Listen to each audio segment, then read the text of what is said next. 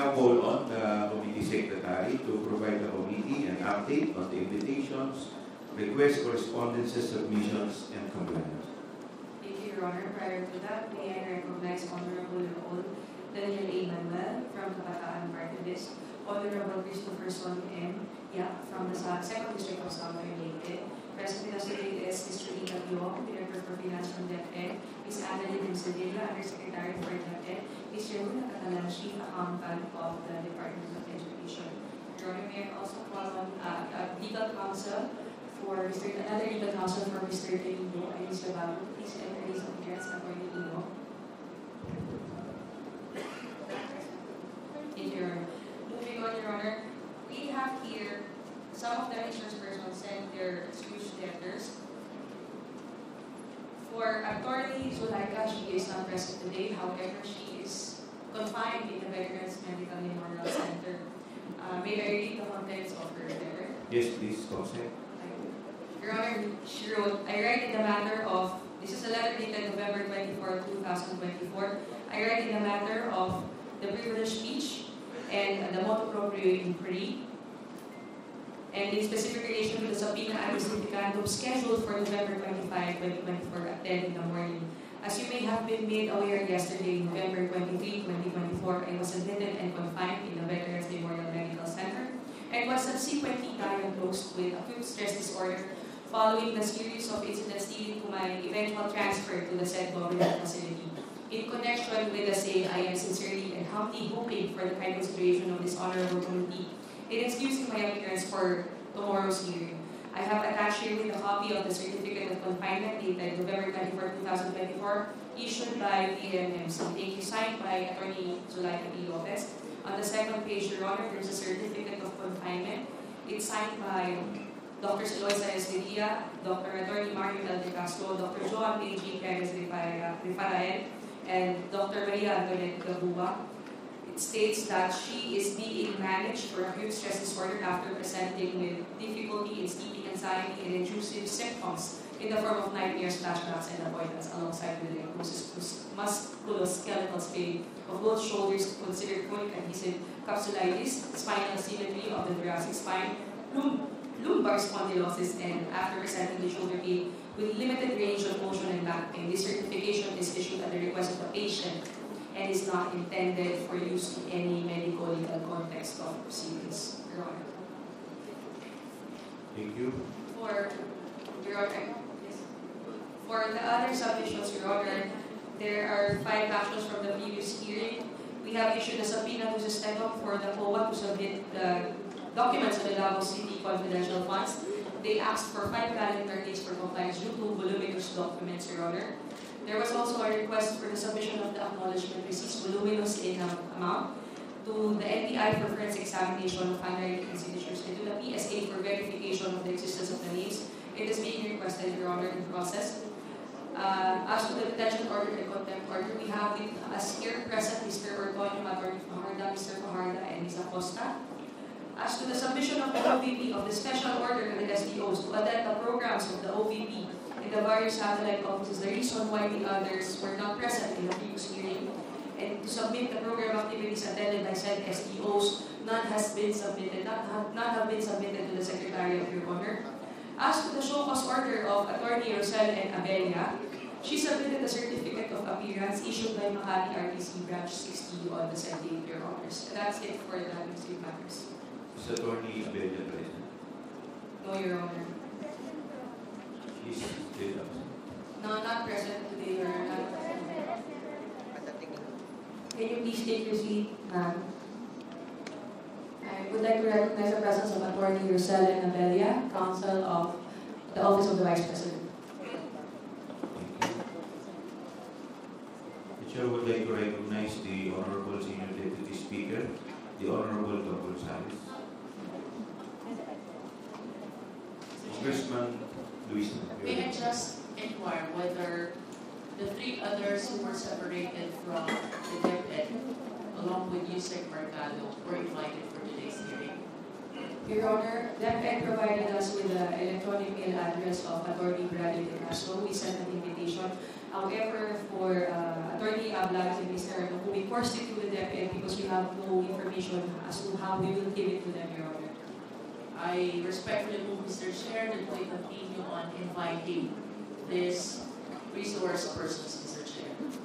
Thank you. Comsec, please take note of the manifestation of the Honorable G.P. Luistro. Congressman Nika? Within that is Congressman Nika. The chair would like to recognize Congressman Danny Fernandez. Thank you, Mr. Chairman. I'm just looking at the certificate of confinement of Attorney Seneca Lopez. I'm just wondering if the doctors will have certified this certification around. Comsec, may I know if the doctor or doctors are present in today's hearing from Veterans Medical Center? No, Your Honor. Or anybody from our medical doctors or their team who can answer some query from this representation. I think that's the Sergeant at Arms. Pardon me, Secretary General. Maybe our in-house doctor. Can we invite Mr. Chairman, that I wanted to ask this because she's being managed for acute stress disorder. So meaning if this is a acute stress disorder, this is short term mental health condition. And basically, itong ganitong klase ng mga sakit ay hindi masyadong mahaba yung proseso. As I believe on this diagnosis. That's the reason why this representation wanted to ask any medical doctor to confirm to us yung pong yung diagnosis sa kanya. Comsec? Para at least we can find out kung hanggang kailan siya will be handled on this diagnosis. Currently requesting the presence of MDS personnel, Your Honor. Thank you. Okay. Sige, we will ask the latest chairman. Thank you, Mr. Chair. Mr. Chair, can I also... Deputy Speaker J.K. Suarez to recognize. Maraming salamat, Mr. Chair. Mr. Chair, nakasulat din po dito sa Certificate of Confinement na pinirmahan natin sa 2-4 na doktor mula sa Veterans Memorial Medical Center. If I may read, Mr. Chair. Yes, please continue. This is to certify that Attorney Zulaika Camlo Lopez, a 50-year-old female patient, is currently admitted at our institution. She is being managed for acute stress disorder after presenting with difficulty in sleeping, anxiety, and intrusive symptoms in the form of nightmares, flashbacks, and avoidance, alongside a diagnosis of musculoskeletal strain on both shoulders, considered chronic adhesive capsulitis, spinal asymmetry of the thoracic spine, lumbar spondylosis after presenting with shoulder pain with limited range of motion and back pain. This certification is issued at the request of the patient and is not intended for use in any medical, legal context or proceedings. The reason why I read this, Mr. Chair, is totoo po na meron po siyang certificate of confinement, kaso lang hindi po naman po sinasabi dito ng kanyang mga doktor na hindi po siya physically incapable of attending today's hearing. So, maaari may karamdaman siya. Marami naman po sa mga resource persons natin at pati po yung mga congressman, hindi 100% na kanilang nararamdaman o in the pink of health whenever we attend to our work. However, I just find it a little bit odd, Mr. Chair, na hindi binanggit dito na dahil sa kanyang kondisyon, hindi siya makakarating. So for the record, Mr. Chair, I want to point that out, that is not included in her certificate of confinement. I in addition, Mr. Chairman, Thank you, Deputy Speaker Suarez. Congressman Dan Fernandez is recognized. I find it so amusing. Kasi itong acute stress disorder, there are two types of this stress disorder. One is acute, it is short term, and the other one is chronic stress, which is long term.